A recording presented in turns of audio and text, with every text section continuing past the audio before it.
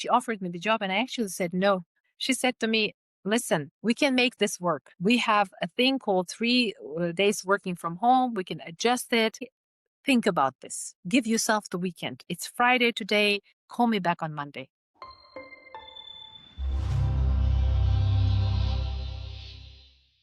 Good morning. We have new guest today, Gulshanoy Tolipova. I'm very excited, not only because she's my countryman living in Denmark, but also Gulshanoy is ex-marketing director at LEGO, and we're really excited to hear her experience. And maybe Gulshanoy could also share her wisdom, lots of interesting things to talk about. Happy to be here. Really honored and happy to be here and happy to have you both as my hosts. Or I see this more as something that we're going to talk about, right? Together today. Exactly. Gulshanoy, looking for your experience, looking through the journey you've been on to be where you are right now. Is there something that in this introduction that Khurshid must have missed, or something that you would like maybe for listeners just to pay more attention to because it hasn't been covered as much? You know, I always had this question when I was interviewing people. At the end of the interview, I would always ask, what is the one thing you didn't write on your CV? Tell me about one thing that is not mentioned on your CV, right? And that will be something that people will stop for a minute and then they will reflect on it. And then it could be like, and I'm an athlete, I'm a mother. So I think, you know, I think I've done a lot of work personally to not be defined only as from what I did, what I've done and what I do. I am much more than this. And I have worked very hard to disidentify myself from the things I've done. So I am a mother for 2 kids. I have 2 sons. Max is 20 years old and Louis is 8. I'm married. It's my second marriage, actually, to a French guy. And we live in Aarhus in Denmark. So there is so much more in life to talk about today outside of very important things that I actually also learned in the LEGO group. You did mention you now based in Denmark, and obviously this is the origins of LEGO. Yeah. How did you find that experience, and what was the most striking thing that like the really surprised you when you joined such an important company for such an important role? You know, I have my little, I don't know, I can probably bring it closer to the camera. This is my minifigure. It's a lady in a mask holding a sword, like, on top of the world. And I felt like this when I actually joined the LEGO group. I joined a company which has existed more than 90 years ago. It's been here more than 100 years ago now, right? And you step into the world and everything from taking the pictures for your personal card to developing, the onboarding process, it's all about creativity because you have to do some kind of like courses, introductions, etc. And in fact, when you go through them, it's very playful. When they are introducing you to this, you actually go through like, click here. Hi, I'm your friend. I am a minifigure. So I was blown away because I was coming from a fast fashion world. Speed, speed, speed. We need to hurry up. Next quarter, run, run, run, run, run. And you come here, a huge playground. So it's been a really fantastic experience to actually enter the global company like this, which existed more than 100 years ago, but still really creative and so inspiring. It seems that this creativity, playfulness is in DNA, because it's not that something that they sell, but they live by, right? And as an employee, you could see the other side, but the other side seems this side of LEGO, which all of us experience as customers, as people who buy for their kids LEGO sets. And that's amazing that they incorporated it. And I can share my experience as well. When we visited LEGO house, it was, such an experience. It's like you are in the fairy tale, and you cannot fake that. So from the interesting thing that you mentioned, Gulshanoy, is how you started, right? The way you were greeted, the way you were processed into the system. But did that feeling changed while you were working at LEGO? Yes and no. Just before I jump into answering the question, I have a counter question to you both. How often do you play? How much play is part of your life today? Anastasija, if I start with you. And you can define play, it can be anything. It can be Lego bricks, it can be... Yeah. It's a great question because as you asked it, I sort of quickly in my mind scanned my days. Yeah. to see how much of play do I actually get. And for me, play can be defined anything that you enjoy doing, I think, and Can be an anything, actual yes. play, because I also have 2 kids. So they're 6 years old, and there's play. I observe play a lot, that's for sure. And I do try to engage in that play, but I do have to say that probably with age, now it's almost like it has to be scheduled. Yes. It's not as free whenever I feel like it. I just let go of everything and enjoy the moment. It's definitely became more of something that I have to be aware of and actively seek out, because I do feel much better if I do that. So I do observe this, observe my kids, obviously, and how much joy they gain from play. And when I do participate and find that time, I also see a great difference in the way I feel. I feel much lighter, much more relaxed. Exactly. What about you, Khurshid? Short answer is not as much as I wish it had, This is definitely the case. I think everyone would want to have as much play as possible during their work or after work. So yes, there is some play, but now I'm thinking is how can I make my existing activities more playful? Because it shouldn't be that hard. Yes, it would probably require some mindset shift, but it's more probably about awareness and conscious approach to doing things. And as much, and hopefully we will learn from you, how can we make our work activities more playful? Maybe you could share things down.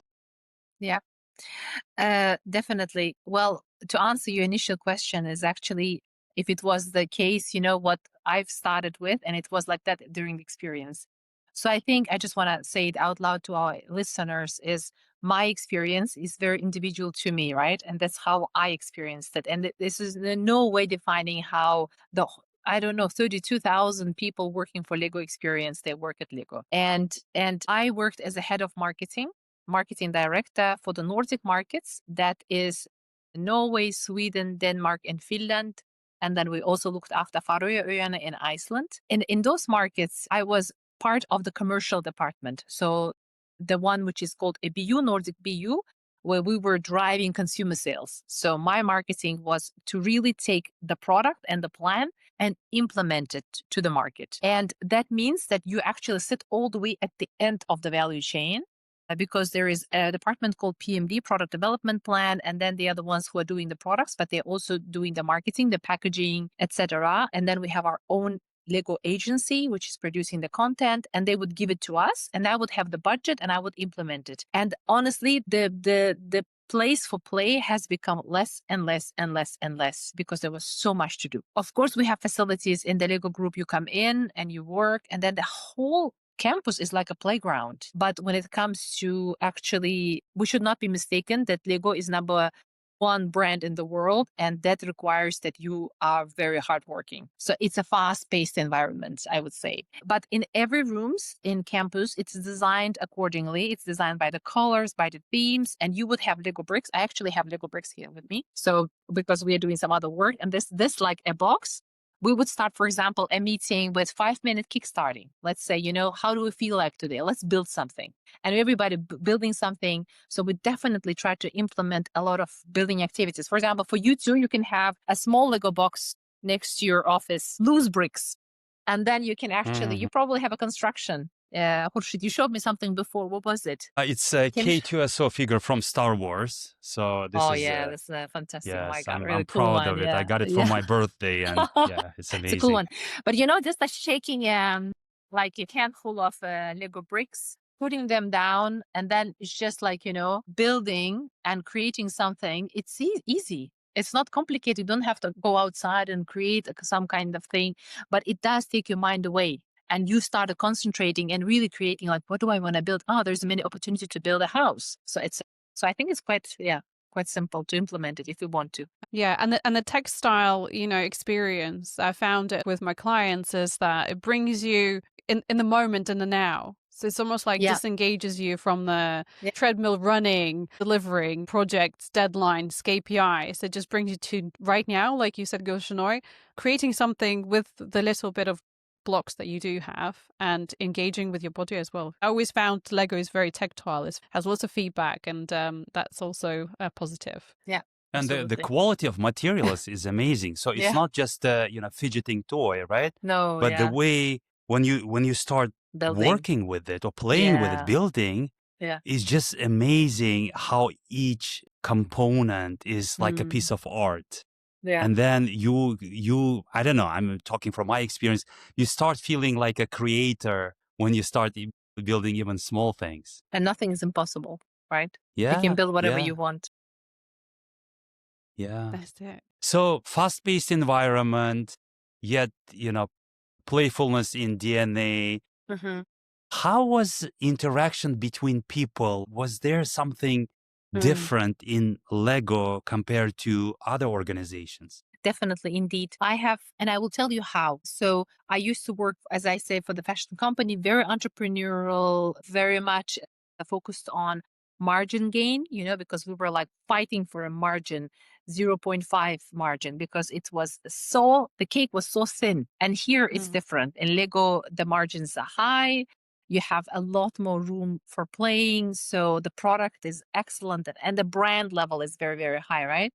So I think what was really, really different is that you could feel the power of the brand in terms of making a space for you. So as a leader, I had a lot of support. HR was fully taking on the HR and recruitment and everything they had to do.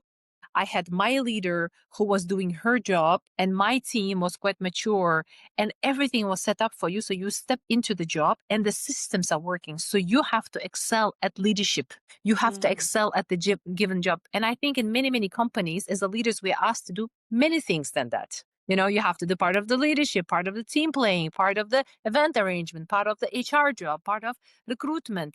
And at the end of the day, we are humans. We also have life outside of our work. I don't live for my job. Job is my part. Job is the part of my life. So I think this is what Lego can and they do excellently.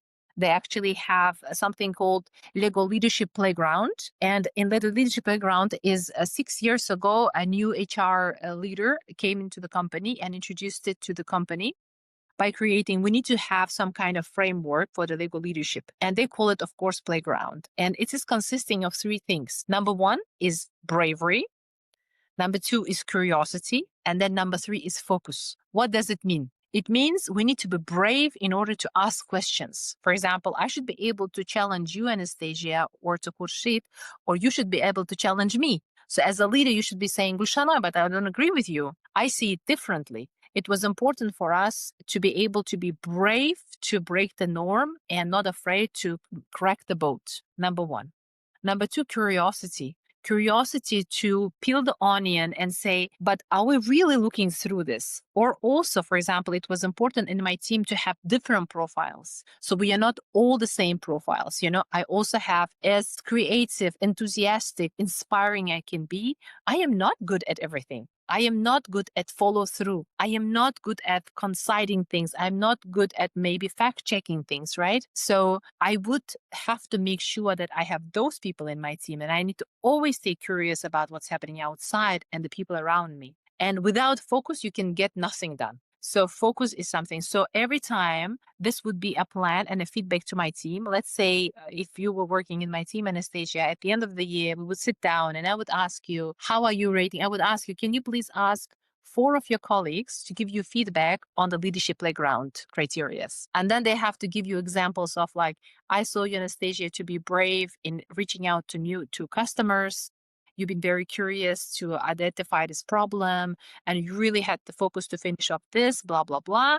And then you would say yourself, yeah. And I would say, what do you think? And you would be like, I think I still need to focus better. So, so this is the baseline of actually really engaging everybody in those behaviors, leadership behaviors. Yeah, so it's not only, it seems like it's not only just for you to concentrate and take on this mountain of responsibility, but when you're joining the team, you seem to be able to find a way to share it across the whole team. And it sounds like it's just exactly how it should be, because you rightly mentioned as a leader in your position, to expect that you are really good at everything is unreasonable. Yeah, it's not possible. Yeah. And, on one hand, those exact approaches, they exist in other organizations. Like you have, for example, 360 reviews, then you have self-assessment, then, you talk to your boss. But I have a feeling that Lego might have perfected this process in such a way that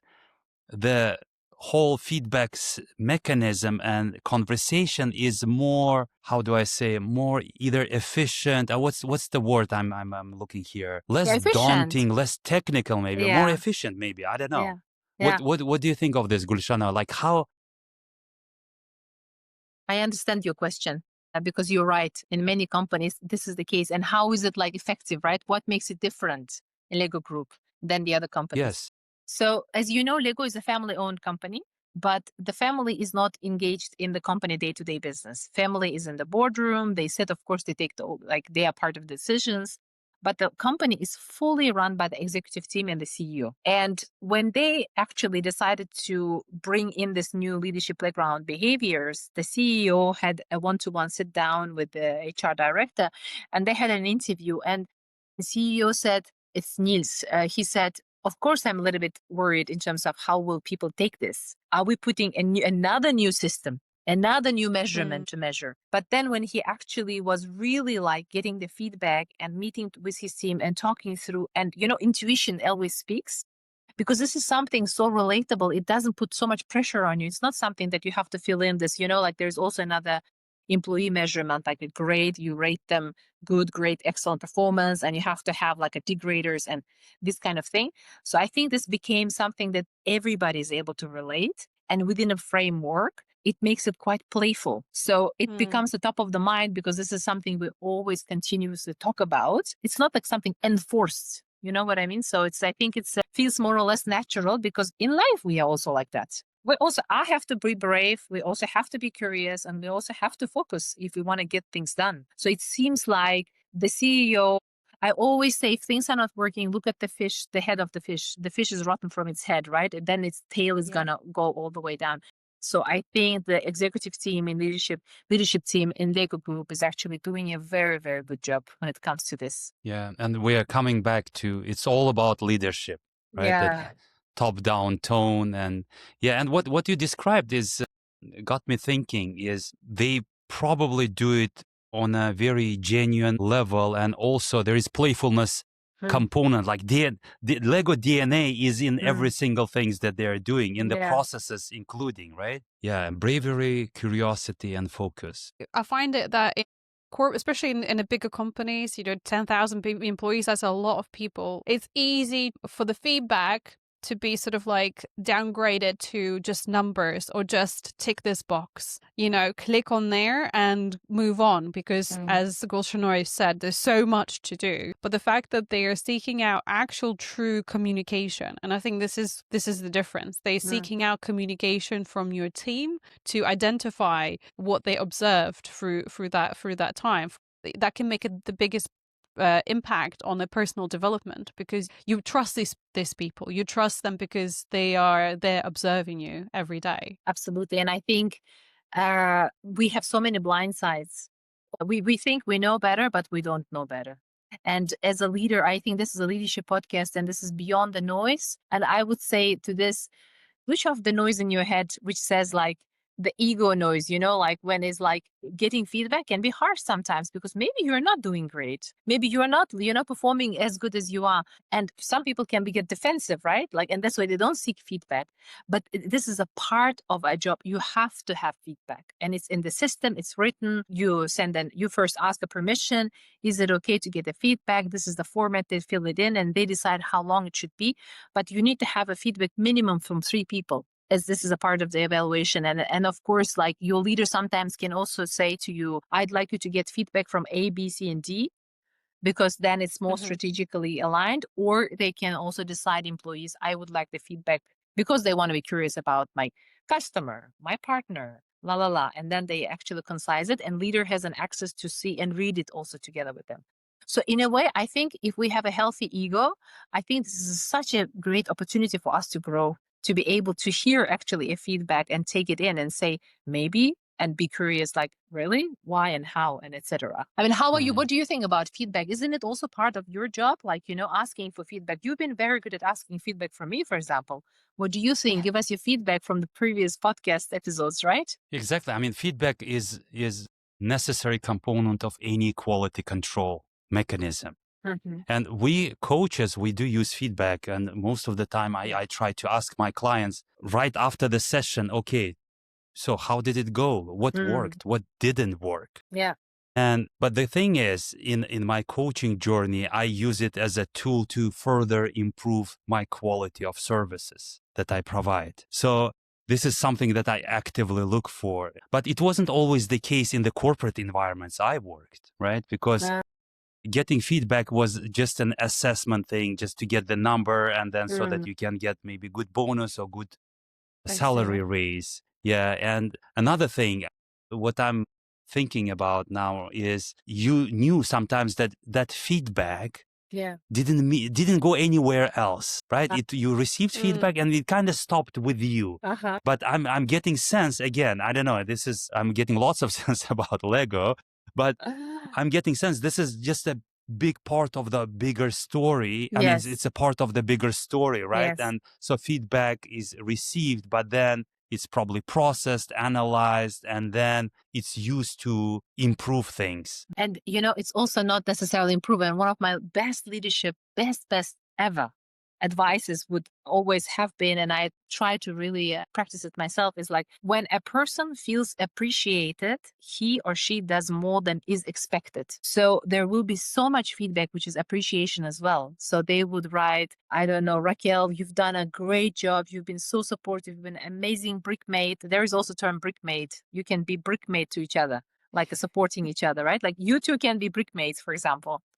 And when you lead it, if I know my leader is reading that, how people appreciate my work, this is such a satisfying feeling. So it's also not only the improvement, but also the appreciation that people show you, how you actually probably managed something, how you succeeded in something, how you solved the problem. Because we as leaders have to read, and then we are like together saying, well done. And the person was like, yes, feels proud. I think if you learn the psychology of it, I think it's quite deep, actually. I think it's the part of belonging to something, contributing to something. And when you feel that appreciation, I think we all know that moment. And unfortunately, maybe it didn't happen as many times as we wanted to. And maybe that's ego, but as well.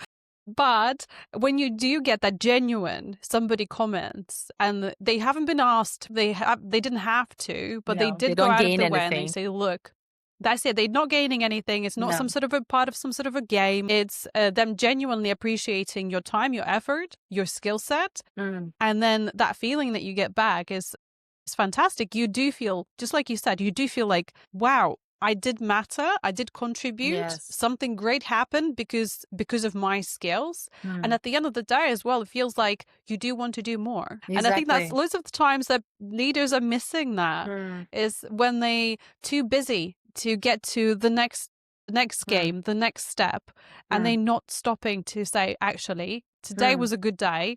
And, you did great. You did great. We all did really great. And, let's celebrate, even if it doesn't need to be a big party, but just this conversation is enough. Absolutely.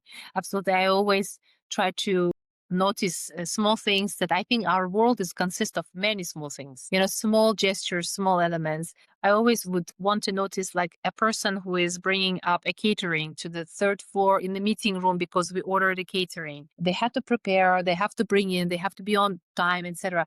Really saying thank you for doing this. Or cleaning personnel, right? When you go to the restaurant, there's so many things and it's for free. It doesn't cost you anything to be nice. And even Barack Obama, I have read somewhere, is that the president of US, the former president, Barack Obama, after finishing an interview, he asked the interviewer, how did I do? Because he wants to hear the feedback. He wants to know, did it do well or not? We are creatures of social creatures. We want to know how we are doing. So why not we tell good things, compliments to each other? So I think it's a Khurshid, you are right. It's a much bigger game than actually just creating leadership playground and the feedback sessions. So it's really psychologically boosting people, but also opening opportunities for growth self-consciously. Yeah. Yeah. And Gulshanoy, from, you worked with other leaders and you had bosses. is there something that kind of was so memorable that you still carry with yourself to date? Something that you learned from leaders at Lego, their either approaches or the things they did. Do you mind sharing with us? Yeah. I have both good and not so good, because I think this is about beyond the noise. So let's just get the noise out and then be very honest about things. So when I've been recruited to Lego, the leader which I recruited me for the Lego group, she was insanely inspiring woman. In which way? She was very calm, very content, very calm, and she saw me for who I am. You know, the interesting fact is that when I went through 5 interviews in Lego, and it was after pandemic and etc. And everything was remote interview, very tough. I was so excited. On my final interview, I've been called in to come to Billund, and I live in Aarhus. It's 100 kilometers away. I sat in my car. I drove all the way down to Aarhus, to Billund. I did the interview, the final one, met my boss face to face, drove home, and I had a feeling of like, this is too far. I would be spending 3 hours of my everyday life in the car. Does it really worth it? I know it's a dream company. And then I slept on it. And then she called me. I don't know. I mean, I was like, okay, if I don't get the job, then that's how it is. She called me and then she offered me the job. And I actually said no. I said no. I said no. Inge, I said, I'm so sorry, but I need to be very honest with you. I have thought about it. This commuting is too far. It's going to be difficult for me and my family priorities. You know what she said? She said, if this was really was an ego, it was a huge ego, like saying, you know, how come you were wasted my time, da, da, da, da, da. But she could see me. She could see this Gulshanoy being so honest and so afraid and so insecure. She said to me, listen, we can make this work. We have a thing called 3 days working from home. We can adjust it. I think you're going to like it because this is going to be something you're going to experience a new experience. We'll find a way. Think about this. Give yourself the weekend. It's Friday today. Call me back on Monday. If you still don't feel like, then of course I respect your decision. See that, right? So I think that's an unusual response, definitely. Yeah, but I think it's such a humane approach to see me, my struggles, who I am, and what I am. And I think for her it was quite inspiring as well, that I was actually able to choose me and say, maybe this is not good for me, right? So I think this has made her even maybe more want to get me on board. This was one of the things that I think she's like, this authenticity, very much putting others before you and really seeing people outside of the noise, beyond the noise, you know, beyond the noise of everything that the world is telling us. She was Inge like that. And I also saw leaders who actually excessively micromanagers, the opposites of it, right? The micromanagers and see they actually are in the noise and then they follow the noise. So I think we find all of them and both of them. So yeah, it's a gigantic company. Yeah. And but you also promised us to give some not so cheerful experience. Yeah. Not a cheerful experience. Well, how can I keep it on the fact? Because it's very difficult to not to become like, you know, a personal. You know what I mean? So I think it's quite important. So the thing is that, okay, let me tell it like this. Lego is a Danish company, but it's becoming a global company, more than Danish company, right? And our leadership team and the people who are being recruited on the top level is coming from UK, actually. UK, American, lots of American people, because America is one of our biggest market. So the culture of the company is changing. This thing that we call, you know, everybody is welcome, everyone is awesome. We also need to, you know, have time to play. We need to do leadership like brown behavior. We need to have time for each other. It's slowly disappearing, unfortunately, because leadership is changing. They are sharks. They are coming from companies which has been doing, I don't know, Coca-Cola, Procter & Gamble, other FMCG companies, backgrounds, coming into a toy industry. And we are like selling Lego bricks and minifigures, right? And they see lots of places for optimization. And they are, of course, expected to perform from day one. So imagine people have been working there 25 years, 45 years, 35 years, and now they have to adjust to the new leadership. So I think we will see something happening the next 4 or 5 years, that the company culture is changing, and the new leadership with the new mindset is actually bringing an absolutely different ball game. Inge is no longer in Lego group. She used to be my leader. She actually left because she wanted to try something else, and she was one of the culture carriers. So you will find lots of leaders are actually coming from absolutely different backgrounds. So we should not be mistaken if you're a listener and you're listening and saying, wow, this sounds all great, but listen, it's an amazing company. It's a fantastic opportunity, brilliant products, but it's a hard work. It's a really high-paced, demanding company. Gulshanoy, I have a follow-up on that. And I'm glad that you shared it because it's very easy to just look at the positives. Yeah. But as with everything, there is a balance. Now you saw a little bit of dilution of that, of their initial approach. How do you think it's going to look like, let's say, in 10 years' time? And would it be a positive or a negative change? The company is growing. I think they are 10 times bigger than they have been after COVID. So there is a huge market share, especially when it comes to adults market share, right? I think we have, if I'm not mistaken, I think only 6% of the adult market we have penetrated. So it's huge, gigantic. And you know the benefits of play and building for adults as well. And the company is doing great. What I would be afraid of is that if Lego is not slowing down a little bit when it comes to this very fast-paced leadership. And you know, I left Lego Group and I can be very honest about it to our listeners. I chose to leave the Lego Group because I actually felt overwhelmed by how much I had to deliver and be at work. So when I came home, I was like a squeezed lemon. And I asked myself saying, okay, how does my life priorities look like? I have a son, which is 8 years old. He is in school. He had some struggles with school and I'm commuting to work. I'm not at home all the time in the car, you know, or leading. And then at work, there were so many changes happening. I had 23 people in my team.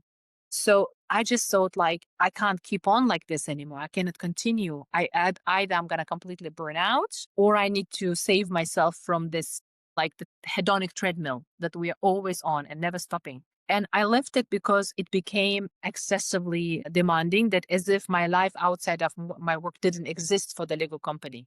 You know what I mean? That you expected that you're working so much and so hard that at that time, the demands are so high, the ambitions of the leaders are skyrocketing, and you have to deliver on that. Then, of course, you as a person have a choice, right? To say, do I want to be part of that kind of environment? And this was not for me. Yeah.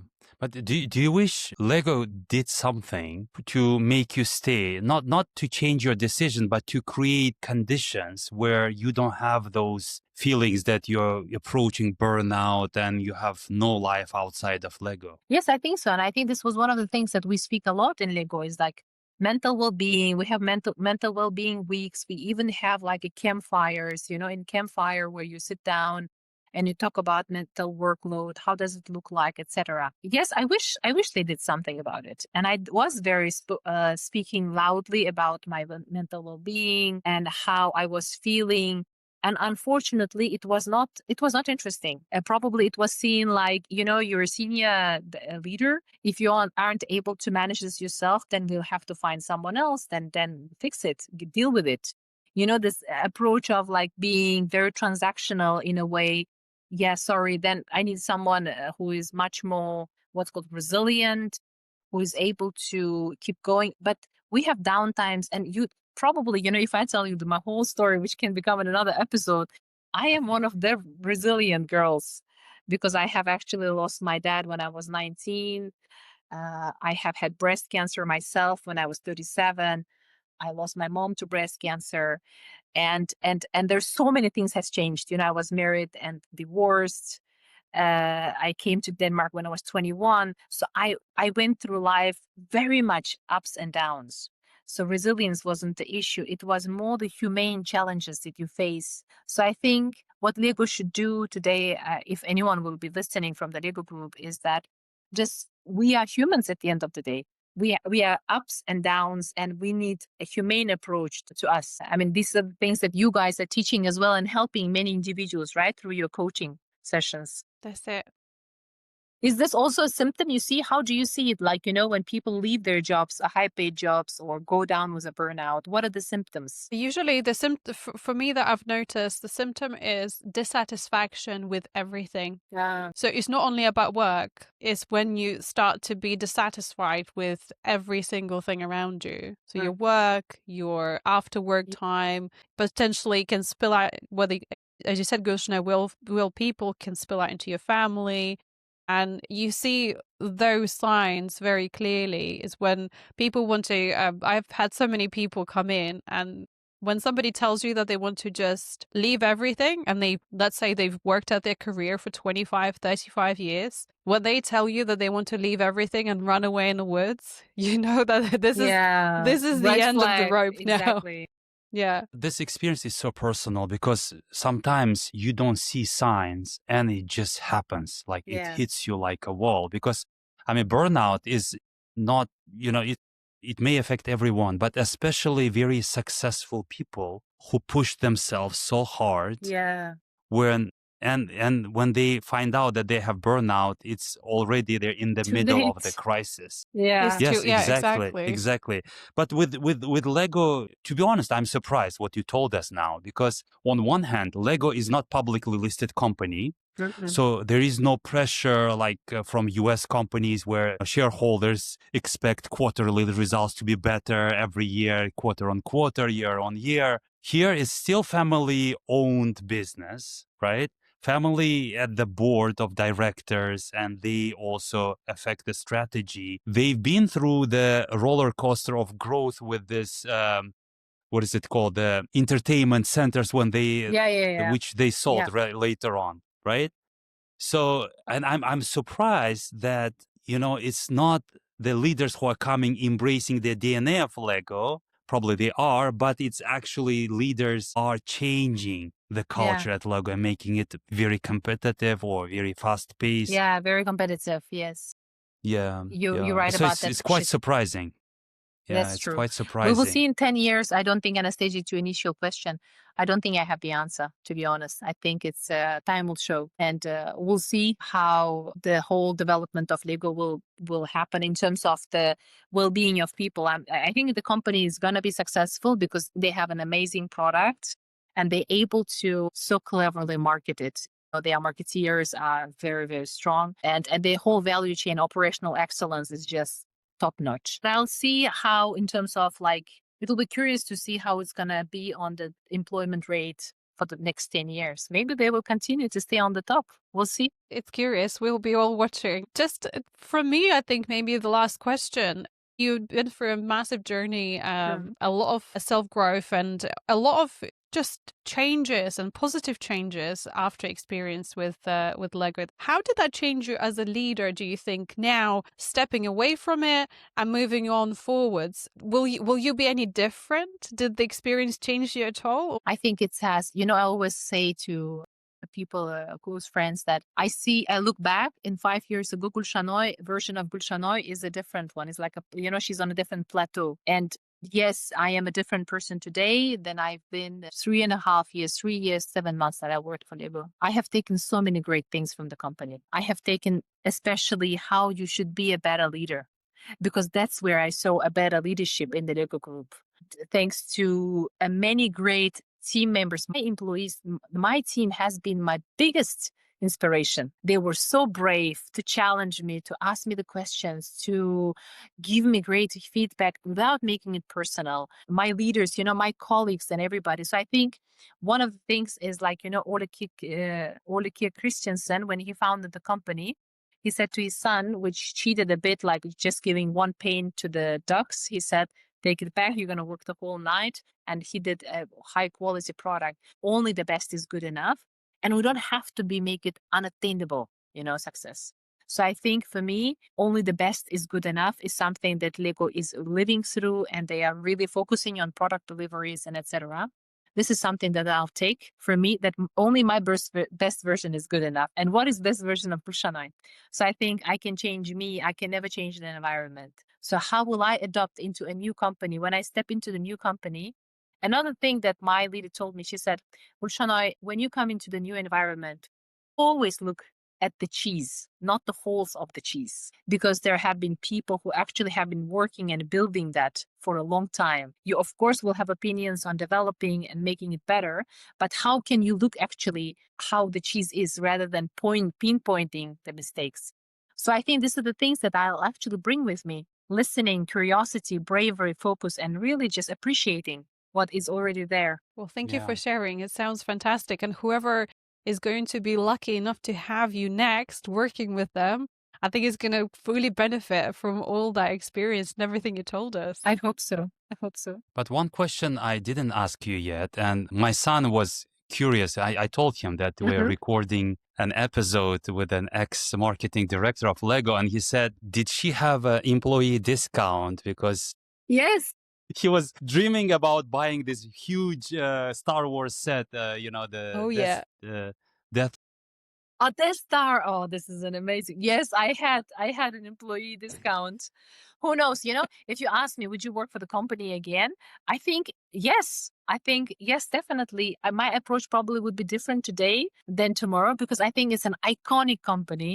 It's a really great place to work, but I probably would be like differently prepared, right? In terms of how much I'm willing to take on and how I'm going to tackle this. Because at the end of the day, also, I probably didn't know how to tackle the difficulties, how to tackle the new leadership, how to tackle the new way of learning. Because as you mentioned clearly, Anastasia, life is not only work. There are many things around us, which is filling up our cup, right? So I guess, yes, yes, we did have a very high discount. Yes, I'm quite jealous of you, and And I have bought It's so an many Lego inspiration boxes. to go and seek out Lego positions. Exactly. Apply, work, try. This is a great place to work. In our tradition in Beyond the Noise, we do like to ask our guests sort of we call it a quick fire questions. So first question is, who is one leader who inspires you outside of Lego? It's my father. It's my dad. Can you tell us more? Yeah. I come from Uzbekistan, very, very humble beginnings. My parents were both doctors. He's not there anymore, my dad, but he was the first son of the 8. And, he grew up, he achieved in life things standing on the shoulder of his parents because his parents were farmers. And I achieved what I achieved by standing on his shoulders. So I hopefully can become a shoulder to my children, our younger generation, so they can go higher. And this was the mindset he had. He said, whatever I'm doing to create an environment opportunity for you, for the younger generation. And that's how I approach my life. So he is my hero. He is my inspiration. And that's what he taught me actually to be and how to show up in the world. Oh, that's very inspiring. Thank you for sharing this. It is. What advice would you give your younger self? I would say, Gulshanoy, it's okay to say no. It's okay to ask help. It's okay to say, I don't know. I cannot. I'm tired. I'm good enough. Those things. It's okay not to be always perfect because life is like that. So I would say, put your shoulders down, take a breath. Everything is going to be fine. And you are okay to pull yourself weak, that I can be weak. And that's part of me. I am both strong and I am weak. And I accept all parts of me. Thank you. Beautiful. One leadership habit you would ban? Micromanagement. If you're a leader, don't be a leader if you are so eager to micromanage. Stop it. So I would ban it forever. That's a great one. One Lego principle every leader should remember. One Lego principle. Only the best is good enough. I think that's in everything you do, strive to be good at it. Really. And the last one. What makes a great leader stand out? For me, a great leader is an empathetic, authentic leader. A leader who worked with their ego, dealt with their childhood traumas, really understood themselves, that they can see beyond the noise, that they can hear beyond the noise. So this is the great leader for me. This is amazing. Gulshanoy, it was especially like this last answers that you gave us. They were so inspiring, was so spot on. And, I would sign up under each one of them. We had such a good time today. And, you're a great storyteller. I don't know if people told you that or not, but I felt like I was at Lego when you were telling us your experience. Yeah. And definitely want to go back to Billund with my kids and, do it. You inspired so much. And hopefully whoever is listening as well or watching this, you have inspired me, for example, to give myself a little 5 minutes for play. Because sometimes it might be what everybody needs just to reset and get better results. Yeah. Well, I'm so happy to be part of your project. And I think you are doing something. I want to thank you, both of you. I find you inspiring. I think really setting up this podcast channel and really bringing up a very important subject that I said, like, deal with the issues, get beyond the noise, just listen, not to the head, whatever that your ego is worrying you about. And what a freedom we would have, right? How much freer or lighter we would be in our life. So thank you so much for the work you're doing. And I wish you so much success. So this podcast is becoming, I don't know, like 25 million views. So yeah, Thank it was you. a pleasure to talk We to you today. accept it and we appreciate Thank it very much. And it was a pleasure to have you with us. You're welcome to come and speak to us again anytime. We always invite all our guests to return. I have And, many other in the subjects. meantime, Definitely we can talk about many other things. absolutely. Absolutely. And in the meantime, we wish you all the luck. We wish for whoever is lucky enough, as I said, to have you next, to fully take on what you bring in with your experience, because it's fantastic, beautiful. And I think this is the future of leadership, is exactly your mindset, exactly your approach that you've described. Thank you. Thank you. Bye.